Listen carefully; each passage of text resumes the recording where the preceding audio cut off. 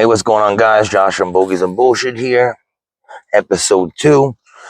I know I told you guys I would get it out yesterday, but Labor Day got involved. It's very busy. I had the kids, work, all that stuff, so it was a lot to do. So I'm gonna release it today.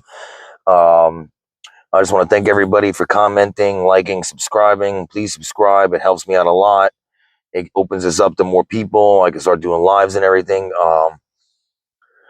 Commenting. I'm putting this on every platform. I got on Instagram, Facebook, TikTok, YouTube, and a lot of people are, commenting, but a lot of people just direct message me, which I love it. I appreciate it. But let's try to keep it in the comments because I want to get like a friendly conversation going of different people's perspectives in the comments, so other people see how you feel about like a certain situation because it could be that you feel this way and someone else feels a different way, but they hear your perspective on it, and then you might change their perspective. You might make them be like, oh, well, like I didn't think about it that way. And you're even changing like my perspective on certain things. I might feel a certain way about something, and then you come in, you tell me what you believe, and I'm like, oh, all right, I didn't think about it that way. So let's try to get everything going in the comments. This way we can have like a friendly conversation about different perspectives, and we can help each other out, because a lot of people were messaging me direct messaging because they didn't want to like stir the pot. Like, who cares if we stir the pot? This is the internet. Let's stir the pot. Who cares what other people think? Get your perspective out there and let people know what you think. And you might get people to disagree. You might get people to agree. It might be a great conversation on these different things. Like, I'm putting out these questions of the day, and some people might think it's silly, but like I'm putting them out there because they have to do with my life. A lot of these questions I'm asking are situations that I've dealt with, and I'm trying to get what you think about it. If you agree, then I know that I'm not crazy and I'm not the only one that thinks this way. And if you disagree, all right, tell me why you disagree. So, question of the day is going to be something that I'm using to get a consensus of what people feel about certain situations, and then I'm going to tie it into this video, and I'm going to answer it, tell you how I feel about it and how it had to do with my life, and maybe we can help other people that are going through similar situations like this. Like, I know, like, one of my first questions of the day was, if you're providing all the time, are you present? And if you're present all the time, are you providing? And that was something that, a lot of people responded, men and women. Like, a lot of women feel like a man should be providing for them. And, as long as you're providing and you're not present all the time, it's okay because that's what a man's supposed to be doing. And a lot of men felt that way too. And then you had certain people that felt like, no, like you need to be present more. Like, don't make your whole life about, work. And then some women, said, no, I need my man present. And you got different women's perspectives because some women feel like the man should be there providing, and then there'll be plenty of time later, to be around and spend time together as long as you're giving everybody what they want and need. And then some women feel like, oh, I'm lonely. I need you around. Like I can't do this alone. And so it's good to get different people's perspectives on this. So like my perspective on this is like, I told you I come from an old school family. My father's old school Italian. Like a man provides for his family. And the way that I was brought up is that my father was working all the time. He was always providing for us. He missed a lot of things, but he came to what he could come to. Like, and when I was little, he's like, oh, daddy's missing my game, daddy's missing this, daddy's missing that. But as I got older, I respected it. And like, I understood it. Like, he was doing everything that he had to do for his family. Like, he gave us everything that we wanted and needed. He might have missed out on a baseball game, but I had a nice bicycle. He might have missed out on coming to like my school event, but we had vacations. We were going on vacations together. Like, there was food in the refrigerator, the mortgage was paid, and everything was taken care of. And that's how I was raised. As long as the bills are paid, you can't make it to everything. And even my mom's, old school woman, like she agreed, like, because I would tell her, like, especially when I was getting divorced, like, we didn't spend enough time together and stuff like that. My mother's like, because you have to work. You're a man. You have to provide. You have to take care of your family. You think that me and your father went on dates all the time? No, he had to go to work. He was at work making sure that, everything was paid for. And my mom's a hard worker too. My mom goes out, she works, she provides. Like, we never, we might have not had everything that we wanted, but we definitely had everything that we needed. And if we wanted something, they tried their best to get it for us, And so my perspective on that was like, I think that a man, has to go to work, has to provide, take care of his kids. And I always wanted to be a part of my kid's life. So I get to everything that I can. If I can change my schedule around to get to what they can, but still go to work, like I won't lose out on a day of work to like miss something unless it's something so important. But like if they have like a school event, I'll try to like rotate my schedule around so that I can go to their school event and then go to work after. So is there a happy median between it? Yeah, there is. Like I could do it. I can do it. Depending on like your lifestyle, can you do it? Yeah, I might not make everything, but there's a lot of things that I do make, and I know it was a problem like in my relationship because I have such a demanding job, and I'm not gonna say what I do, but my job is like my days off are not my days off. My schedules can be changed at any moment. I'm like literally at the mercy of my employer, and that was something that was really hard in my marriage because like she felt alone, you know, and she felt like she was doing it on her own, and miss out on certain holidays and stuff like that. But like I had to go to work. I had to do what I had to do. I was being a man. And like, there's women that understand that. There's women that are like, he's being a provider. This is what he's a man. This is what he does. He's being a provider. So, but some women couldn't handle it. And like, that's why I asked this question because like, I was wondering like, if me being a provider all the time and not always being present to take you out on dates and stuff like that, is that something that is like, you know, understand it? Like, can you understand that as a woman, that I need to do what I got to do to make sure that you got everything that you want and need? And then like, you know, and if I'm present all the time and you see me all the time and I'm always around and I'm always, with you, am I really out there providing and like hustling and like, cause like, women don't understand. Like a man wants that ride or die partner too. Someone that's going to push him to be better. Like I might be doing good right now, but like push me to be better, push me to like succeed, push me to like, I'll do everything on my own, but I just need you as my cheerleader to be like, you got this, baby. Here, I know you got to go to work. Don't worry. Like, I'm not going to make you feel guilty because you're working all the time. You're being a man and you're doing what you got to do. And that's why I asked that question. And cause like, like there was times that like I tried to push for like a promotion in my employment and like and I had to do certain things to get to that promotion and in my circumstance like I was being selfish. Like, oh, you're trying to do this and you're leaving me hanging and I don't get to see you and I'm dealing with the kids and stuff like that. And it made me like not want to do the promotion because I felt guilty leaving, her hanging. But at the same time, all I wanted was a cheerleader. Like, don't worry, baby, you got this. You're gonna get this. We're gonna be in an even better spot because you're gonna get this promotion.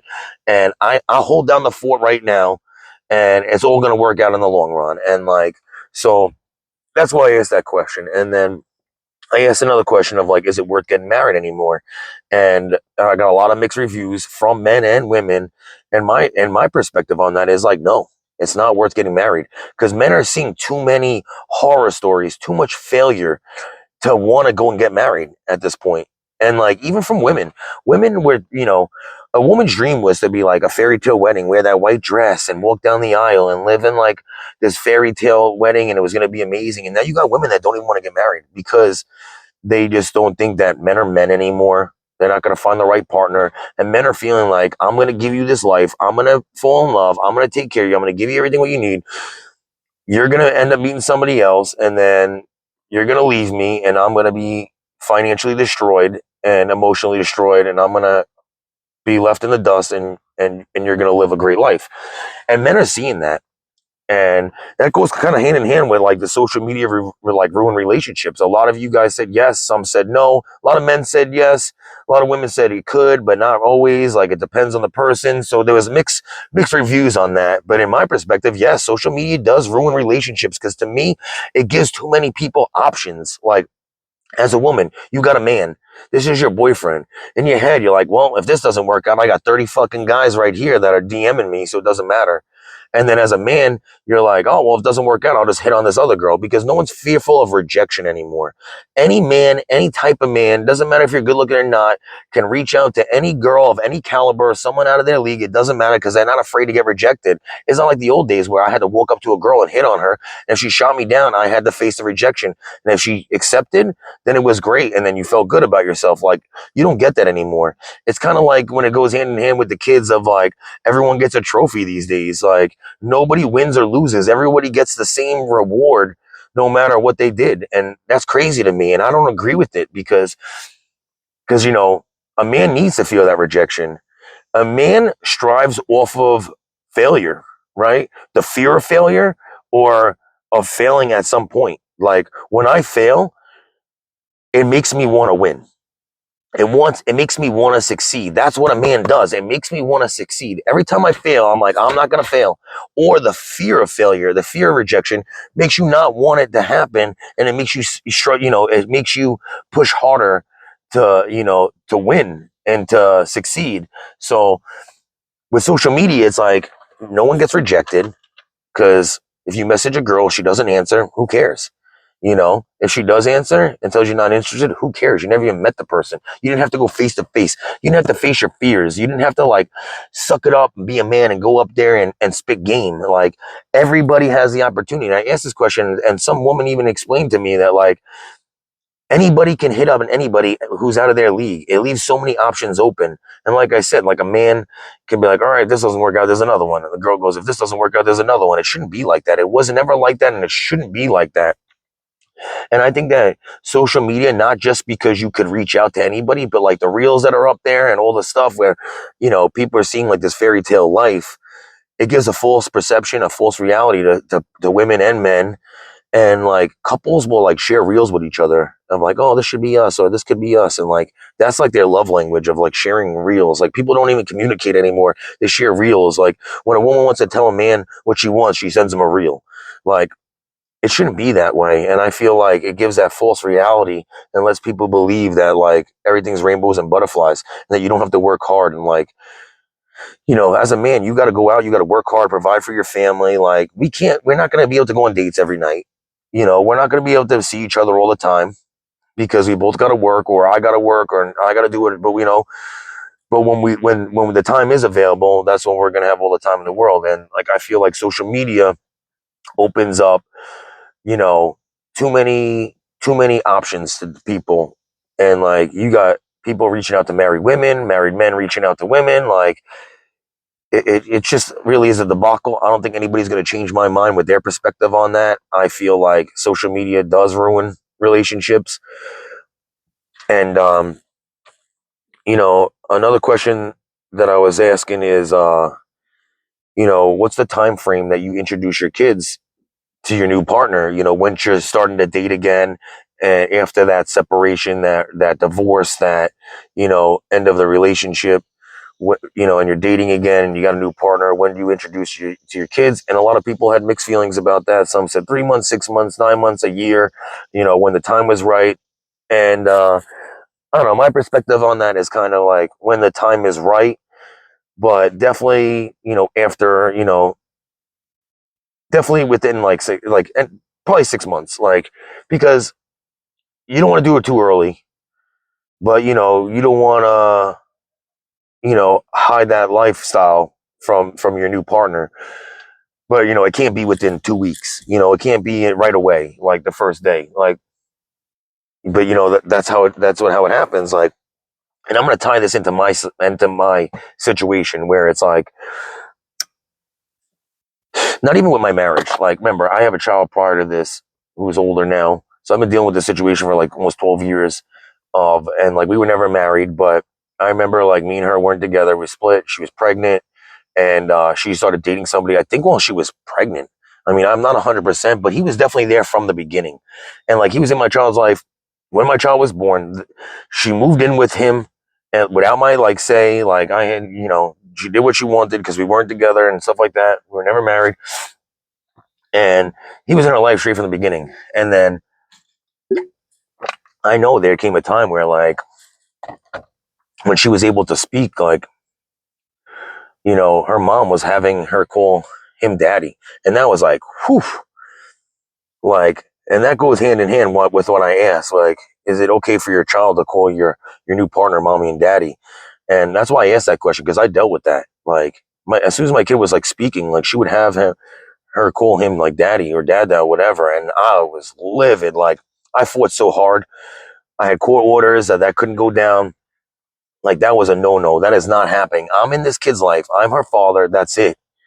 I'm in her life. Like, people answer this question like, oh, maybe, the father's not around or the mother's not around, then it's okay. And they're like a figure, like a parent rental figure, then it's okay. And like, okay, different situations have you know, different things that can happen. But in my situation, I'm present in my child's life. No one is being called daddy. I would not have it done to you. It's disrespectful. Do not let it happen. That's something I had to deal with. And I think, and I still deal with this, today, because like, it doesn't happen in front of my face because they know that I'll lose my mind. And, but I do feel like they do it behind my back. Like, I do feel like it happens behind my back. Now, I can't control anything that happens behind my back, but I let it be known, like, if it is happening, that it's got to stop. And it's something that I still fight with to this day, because like, I've dated women that had kids that were not mine. Even in my last, my marriage, like, she had a child previous to me. I had a child previous, and we had one together. And like, you know, I will be that father figure. I will love you. I'll be in your life. If your father's not present and he's nowhere to be found and he's not providing and he's not helping out, I will be your daddy and I will be there for you and I will take care of you. But also, like, post divorce, right? Like, dating women that have kids, like I'll be a male role model to you. Like, I'll love you. I'll be there for you, support you and help you. But if your father's in the situation, like, that's your daddy, and I'm not gonna step on any toes because I know what it feels like. Number one, and number two, it's not my place. If their father's in their relationship, has a relationship with them, he's in their life, then I'm not stepping on any toes. And that's something that happened to me, and like, I know it's happening to a lot of people. Like, people comment and people message me like, yeah, my ex have her new baby, new man, new husband, trying to make him be called daddy and stuff like that, and that's a no-no. And you're just damaging the kids at that point, because you're just confusing my kids to believe that they have two daddies. Like, that's not the case. I'm the daddy. I'm in the picture. That's all that matters. And that's something that I struggle with for a long time.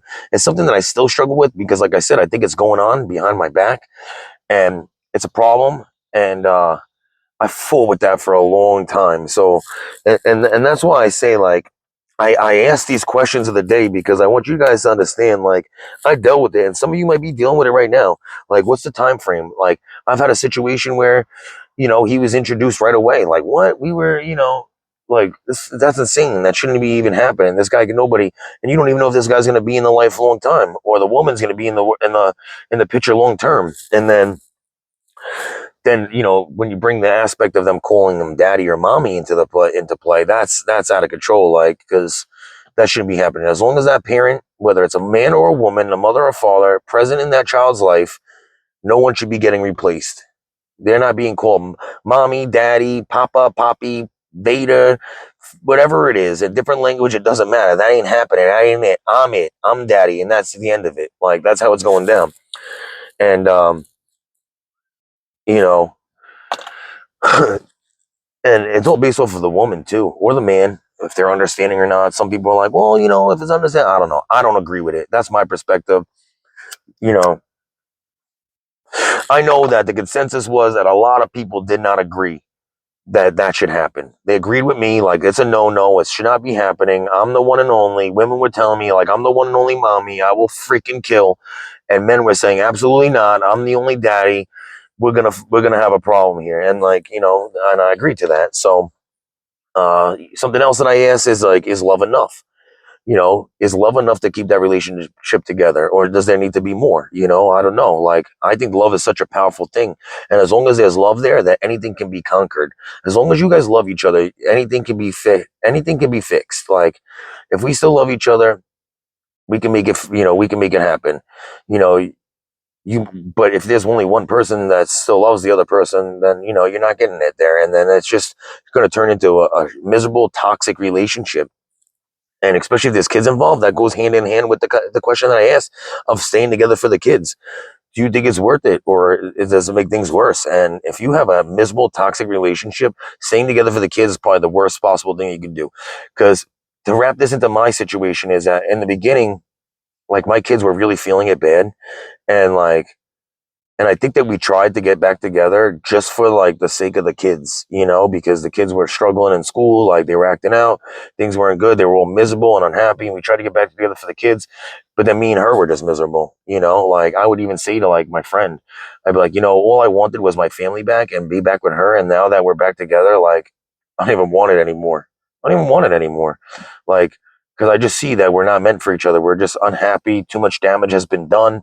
And, at this point, staying together for the kids is only going to hurt them, because at the end of the day, when the time comes, they're going to just see that we're not happy together, and it's just going to make them unhappy. And it's not the right thing to do, because you're just teaching your kids that it's okay to stay in a horrible, toxic, loveless relationship.